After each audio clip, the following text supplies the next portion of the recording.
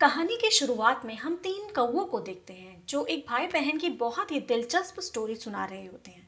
वो बताते हैं कि बहुत समय पहले एक राज्य में एक राजा रानी अपने दो बच्चों हैंसन और ग्रेटा के साथ खुशी खुशी रह रहे होते हैं। ग्रेटा बड़ी बहन होती है और हैंसन छोटा भाई होता है। वो चारों एक दूसरे के साथ बहुत ही प्यार से रह रहे होते हैं और एक दिन राजा रानी उनके सर काट देते हैं। जी हाँ, आपने बिल्कुल सही सुना, वो अपने ही बच्चों के सर काट देते हैं। फिर वो एक जादुई सुनहरी धागे से उनके सर सिल देते हैं और कुछ ही देर में हैंसन और ग्रेटा वापस से जिंदा हो जाते हैं। हैंसन और ग्रेटा को सब याद होता है कि कैसे उनके माँ बाप ने ही उनके सर काट दिए थे। वो दोनों इतना डर जाते हैं कि महल से भाग जाते हैं कि कहीं उनके माँ बाप फिर से उनका सर न काट दें। जैसे ही वो महल से दूर जाते हैं तो एक नकाबपोश आदमी महल से उनको देख रहा होता है।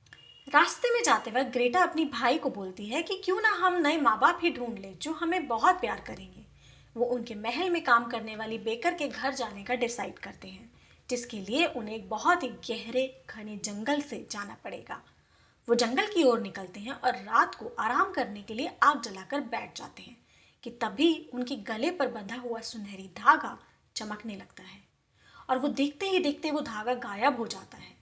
अब उनकी गर्दन पर किसी तरह का कोई कटा हुआ निशान नहीं था और वो पहले की तरह हो गई थी। ग्रेटा सो रही होती है और हैंसन पहरेदारी कर रहा होता है कि तभी वहां भेड़ियों का एक झुंड आ जाता है और उन पर हमला कर देता है। वो दोनों भाई बहन अपनी जान बचाकर वहां से भागते हैं और वो भेड़िए उनका पीछा करते हैं। तभी उनको दिखाई देता है कि आगे एक खाई है जिसे पार करने के लिए उन्हें पेड़ का बना हुआ पुल पार करना होगा। वो दोनों भाई बहन जैसे तैसे उस पुल को पार करते हैं और जैसे ही वो उस पुल को पार करते एक भेड़िया भी उनकी तरफ को आता है और वो दोनों उस पुल को गिरा देते हैं। लेकिन वो भेड़िया वापस उनकी तरफ को अटैक करने लगता है। तभी वहां पर एक आदमी आता है और उस भेड़िए को उठाकर दूर फेंक देता है। वो आदमी एक किसान था जो शलगम बेचता था। वो आदमी उन दोनों बच्चों को बोलता है कि तुम दोनों मेरे साथ चलो, मैं तुम्हें खाना दूंगा, घर रहने के लिए जगह दूंगा। पर हैंसन और ग्रेटा बेकर के ही घर जाने का डिसाइड करते हैं और वो आगे बढ़ते हैं। फिर हमें दिखाई देता है कि वो नकाबपोश बूढ़ा आदमी जो महल में था वो उनका पीछा करते करते यहाँ भी पहुंच जाता है। जल्द ही आगे बढ़ने पर उन्हें बेकर का घर दिखाई देता है जो केक से बना होता है, जिसे देखकर दोनों भाई बहन बहुत ही खुश हो जाते हैं। वो घर के अंदर जाते हैं। वो बेकर भी दोनों बच्चों को देखकर बहुत ही खुश होती है और उनको घर के अंदर बुला लेती है। कहानी में आगे हमको पता चलता है कि दरअसल वो कोई साधारण बेकर नहीं थी, वो बच्चे खाती थी और उसे बच्चों का स्वाद बहुत पसंद था और उसने सबसे पहले अपने ही बच्चे को खाया था। वो बेकर हैंसन और ग्रेटा को बहुत सारी वैरायटी के केक खिलाती है और खिलाती ही जाती है। वो बेकर उनको खिला पिलाकर मोटा करना चाहती थी ताकि उनको खाने में बहुत ही मज़ा आए। हैंसन और ग्रेटा इस बात से बिल्कुल अनजान होते हैं और बहुत सारा खाना खाते हैं। वो सिर्फ सारा दिन खाते और सोते ही रहते थे, जिससे कि उनका शरीर बहुत आलसी हो गया था। फिर एक दिन जब हैंसन और ग्रेटा सो रहे होते हैं, बेकर हैंसन को उठाकर ले जाती है और ओवन में डाल देती है पकने के लिए। हैंसन अपनी चालाकी से ओवन से बाहर आ जाता है और बेकर को ही ओवन में डाल देता है। वो अपनी बहन के पास जाता है और उसे सब कुछ बता देता है और वो दोनों वहाँ से भागने की कोशिश करते हैं। तभी बेकर ओवन से बाहर आ जाती है और उन तीनों की फाइट होती है, जिसमें हैंसन फिर से एक बार बेकर को छत से गिरा देता है, जिसमें बेकर की मौत हो जाती है। अब दोनों भाई बहन वहाँ से भागते हैं। हैंसन अपनी बहन को बोलता है कि हम वापस राजमहल चलते हैं और अपने माँ बाप से पूछते हैं कि उन्होंने हमारा गला क्यों काटा था। पर ग्रेटा बोलती है कि नहीं, हम घर वापस नहीं जाएंगे क्योंकि हम वहाँ सेफ नहीं हैं। अब दोनों किसान के घर जाने के डिसाइड करते हैं। वो नकाबपोश आदमी उनका पीछा करते करते बेकर के घर तक भी पहुंच गया था। अब हम देखते हैं कि हैंसन और ग्रेटा किसान के घर पहुंचते हैं और अपनी सारी स्टोरी सुनाते हैं। वो किसान पति पत्नी बोलते हैं कि हमें तो सिर्फ एक बेटी चाहिए थी, पर हम हैंसन को भी अपने साथ रख सकते हैं। हैंसन ग्रेटा को समझाता है कि यहाँ कुछ तो गड़बड़ है, हमें यहाँ नहीं रहना चाहिए। पर ग्रेटा नहीं मानती और हैंसन को कहती है कि ये एकदम परफेक्ट है, तो हमें यहीं रहना होगा और हैंसन मान जाता है। उस किसान का शलगम का एक खेत होता है। वो लोग लंच, डिनर और ब्रेकफास्ट में रोज शलगम ही खाते थे। किसान पति पत्नी ग्रेटा को ज़्यादा अटेंशन देते थे और हैंसन को बिल्कुल भी नहीं देते थे। पर हैंसन अपनी बहन की खातिर ये सब कुछ बर्दाश्त कर रहा होता है, सह रहा होता है, क्योंकि वो अपनी बहन को अकेला छोड़कर नहीं जा सकता था। फिर एक दिन हैंसन को एक रूम दिखाई देता है जहाँ 7 बच्चों के छोटे छोटे बेड लगे होते हैं। हैंसन ये देख के हैरान हो जाता है और तभी किसान वहाँ आता है और गुस्से से हैंसन को उस कमरे में कभी ना आने के लिए बोलता है। हैंसन को लगता है कि यहाँ पर कुछ ना कुछ तो गड़बड़ है, और जब वो ग्रेटा को इसके बारे में बताता है तो ग्रेटा उससे डांट देती है और कहती है कि कोई नया बखेड़ा मत खड़ा करो।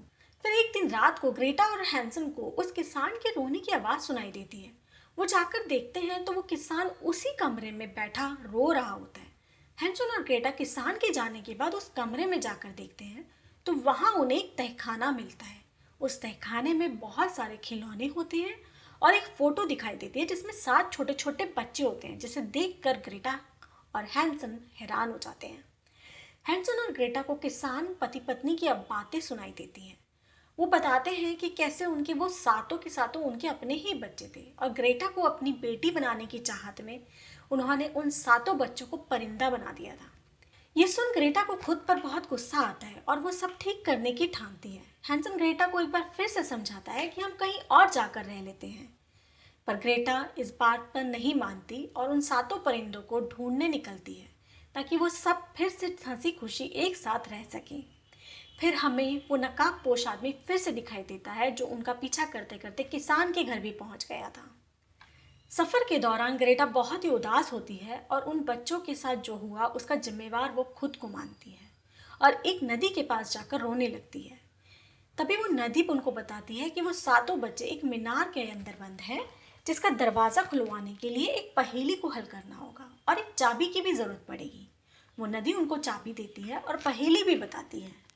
अब हैंसन और ग्रेटा मीनार की तरफ जाते हैं। रास्ता बहुत ही लंबा होता है। ग्रेटा उतनी ही पत्थर दिल बनती जाती है और हैंसन बहुत ही बहादुर बन गया होता है और अपनी बहन को हर मुसीबत से बचा रहा होता है। वो महीनों का सफ़र तय करते हैं और मीनार तक पहुंच जाते हैं। ग्रेटा जैसे ही पहेली सुलझाती है तो मीनार का दरवाज़ा दिखाई देता है। वो दरवाज़ा खोलने के लिए बैग में चाबी ढूंढते हैं, लेकिन वो चाबी उन्हें नहीं मिलती। वो चाबी दरअसल रास्ते में ही खो गई होती है। ये देखकर ग्रेटा बहुत ही दुखी हो जाती है और दरवाज़ा खोलने के लिए वो अपनी सबसे छोटी उंगली काट कर चाबी में लगाती है और दरवाज़ा खुल जाता है। वहाँ उन्हें 7 परिंदे दिखाई देते हैं और ग्रेटा उनको घर वापस जाने के लिए कहती है। वो बताती है कि कैसे किसान उनको याद करता है। वो परिंदे वापस से इंसान बन जाते हैं और ग्रेटा को बताते हैं कि उनके किसान पापा ने नाराज़ होकर उनको परिंदा बनाकर उड़ जाने का शाप दिया था। ये सुन ग्रेटा बहुत ही रोती है कि कैसे वो अपने आप को दोषी मान रही थी। वो सातों बच्चे अपने घर की तरफ चलते हैं और ग्रेटा सोचती है कि पेरेंट्स हमेशा ही गलत होते हैं और अब उन्हें पेरेंट्स की ज़रूरत नहीं है। वो खुद का घर बनाएंगे और उसमें ही रहेंगे। हैंसन एक बार फिर से ग्रेटा को समझाता है और राजमहल वापस जाने को बोलता है। वो बोलता है कि हम मॉम डैड से पूछेंगे कि उन्होंने हमारे सर क्यों काटे, और अगर एक बार रीज़न पता लग जाएगा तो हम लोगों को सोल्यूशन भी मिल जाएगा। बट ग्रेटा हमेशा की तरह अग्री नहीं होती और हैंसन को उसकी बात माननी ही पड़ती है क्योंकि वो अपनी बहन को अकेले नहीं छोड़ सकता था। अब वो दोनों एक नए सफ़र की तरफ निकलते हैं खुद का घर बनाने के लिए। तभी वहाँ पर नकाबपोश आदमी फिर से आ जाता है उनका पीछा करते करते।